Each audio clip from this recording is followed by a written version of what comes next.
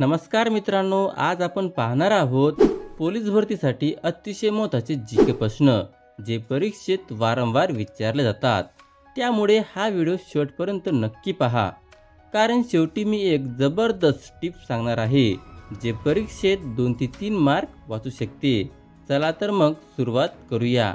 पहिला प्रश्न आहे, दहशतवादाविरुद्ध विशेष कृती पथक म्हणून महाराष्ट्रात कोणते सशस्त्र दल काम करते?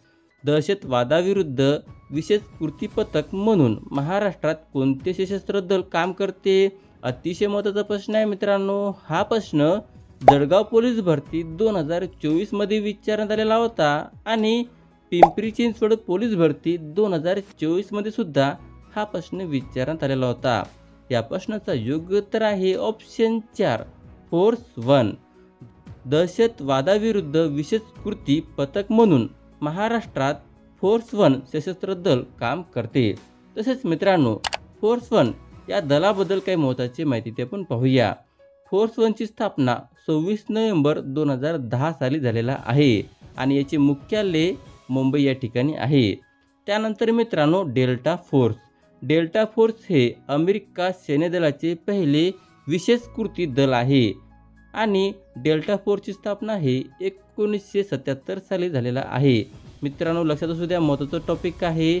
या टॉपिकवर अनेक वेळा स्पर्धा परीक्षेमध्ये प्रश्न विचारला गेलेला आहे।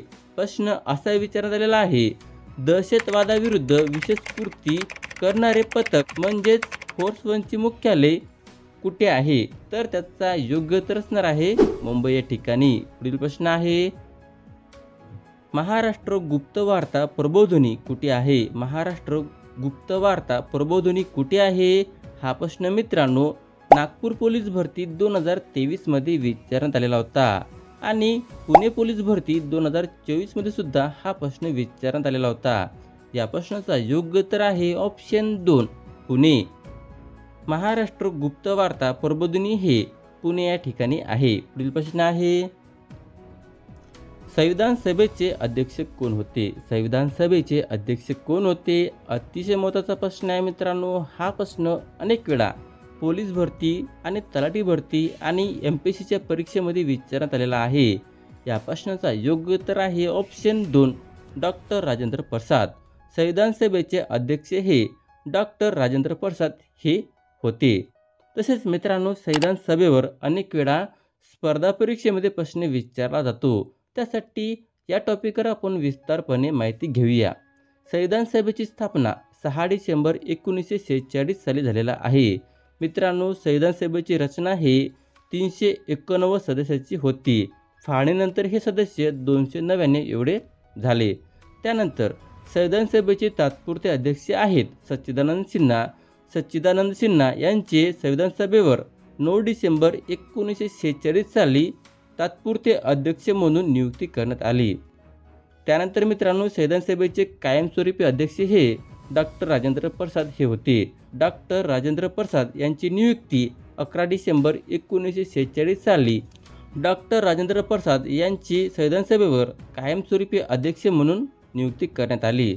त्याने मित्रांनो, संविधान सभेचे उपाध्यक्ष होते HC मुखर्जी हे संविधान सभेचे उपाध्यक्ष होते। मित्रांनो, लक्षात असू द्या, महत्त्वाचा टॉपिक आहे। या टॉपिकवर अनेक वेळा स्पर्धा परीक्षेमध्ये प्रश्न विचारला गेलेला आहे। प्रश्न असा विचारण्यात आलेला आहे, संविधान सभेचे कायमस्वरूपी अध्यक्ष कोण होते? तर त्याचा योग्य उत्तर असणार आहे डॉक्टर राजेंद्र प्रसाद।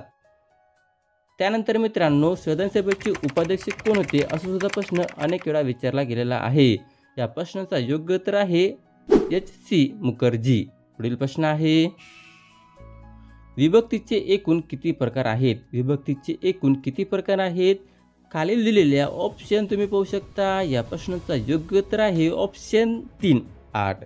विभक्तीचे एकूण 8 प्रकार आहेत। पुढील प्रश्न आहे, खालीलपैकी कोण लोकहितवादी म्हणून प्रसिद्ध होते? खालीलपैकी कोण लोकहितवादी म्हणून प्रसिद्ध होते? या प्रश्नाचा योग्य उत्तर आहे ऑप्शन 2 गोपाळ हरी देशमुख। गोपाळ हरी देशमुख हे लोकहितवादी म्हणून प्रसिद्ध होते। तसेच मित्रांनो, गोपाळ हरी देशमुख यांच्याबद्दल काही महत्त्वाची माहिती आपण घेऊया, कारण गोपाळ हरी देशमुख यांच्याबद्दल अनेक वेळा पोलीस भरती किंवा तलाठी भरती किंवा MPSC मध्ये प्रश्न विचारला गेलेला आहे। गोपाळ हरी देशमुख यांचा कार्यकाल 1823 ते 1892 दरम्यान होते। गोपाळ हरी देशमुख यांचा जन्म पुणे ठिकाणी आहे आणि यांचे मूळ आडनाव हे शिंदे हे होते। गोपाळ हरी देशमुखचे बालविवाह, हुंडा पद्धत, बहुपत्नीत्व या गोष्टीसाठी विशेषतः विरोध होता। लक्षात असू द्या, बालविवाह, हुंडा पद्धत आणि बहुपत्नीत्व। त्यानंतर मित्रांनो, गोपाळ हरी देशमुख यांनी प्रभाकर साप्ताहिकातून शतपत्र लिहिली। गोपाळ हरी देशमुख यांना कोणकोणत्या पदव्या दिलेल्या आहेत हे सुद्धा लक्षात असू द्या। गोपाळ हरी देशमुख यांना लोकहितवादी, रावबहादूर, जस्टिस ऑफ पीस हे पदव्या देण्यात आलेले होते। लक्षात असू द्या मित्रांनो, महत्त्वाचा टॉपिक आहे। या टॉपिकवर अनेक वेळा स्पर्धा परीक्षेमध्ये प्रश्न विचारला गेलेला आहे। प्रश्न असा विचारण्यात आलेला आहे, प्रभाकर हे साप्ताहिक कोणी लिहिलेले आहे? तर त्याचा योग्य उत्तर असणार आहे गोपाळ हरी देशमुख। पुढील प्रश्न आहे, महाराष्ट्र राज्यामध्ये ताडोबा अंधारी व्याघ्र प्रकल्प कुठे स्थित आहे? महाराष्ट्र राज्यामध्ये ताडोबा अंधारी व्याघ्र प्रकल्प कुठे स्थित आहे? खालील दिलेल्या ऑप्शन तुम्ही पाहू शकता। या प्रश्नाचा योग्य उत्तर आहे ऑप्शन 1 चंद्रपूर। महाराष्ट्र राज्यामध्ये ताडोबा अंधारी व्याघ्र प्रकल्प हे चंद्रपूर मध्ये स्थित आहे। पुढील प्रश्न आहे, मुंबईनंतर मेट्रो रेल्वे मिळवणारे महाराष्ट्र राज्यामधील दुसरे शहर कोणते आहे? मुंबईनंतर मेट्रो रेल्वे मिळवणारे महाराष्ट्र राज्यामधील दुसरे शहर कोणते आहे? मित्रांनो, या प्रश्नाचा उत्तर तुम्हाला कमेंटमध्ये द्यायचा, नक्कीच देण्याचा प्रयत्न करा। प्रश्न असा आहे, मुंबईनंतर मेट्रो रेल्वे मिळवणारे महाराष्ट्र राज्यामधील दुसरे शहर कोणते आहे? पुढील प्रश्न आहे, मुंबईत 1849 मध्ये परमहंस सभेची स्थापना कोणी केली? मित्रांनो, खूपच महत्त्वाचा प्रश्न आहे। प्रश्न असा आहे, मुंबईत 1849 मध्ये परमहंस सभेची स्थापना कोणी केली? खालील दिलेल्या ऑप्शन तुम्ही पाहू शकता। या प्रश्नाचा योग्य उत्तर आहे ऑप्शन 3 दादोबा पांडुरंग तळखरकर। मुंबईत 1849 मध्ये परमहंस सभेची स्थापना दादोबा पांडुरंग तळखरकर यांनी स्थापना केली। तसेच मित्रांनो, परमहंस सभेबद्दल काही महत्त्वाची माहिती पण घेऊया।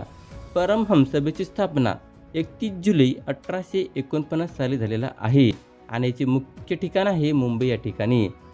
परमहंस सभेचे संस्थापक हे दादोबा पांडुरंग तळखरकर हे आहेत। त्यानंतर मित्रांनो, या सभेचे तत्वज्ञान होते जातीभेद, मूर्तिपूजा, अस्पृश्यतेला विरोध हे परमहंस सभेचे तत्वज्ञान होते।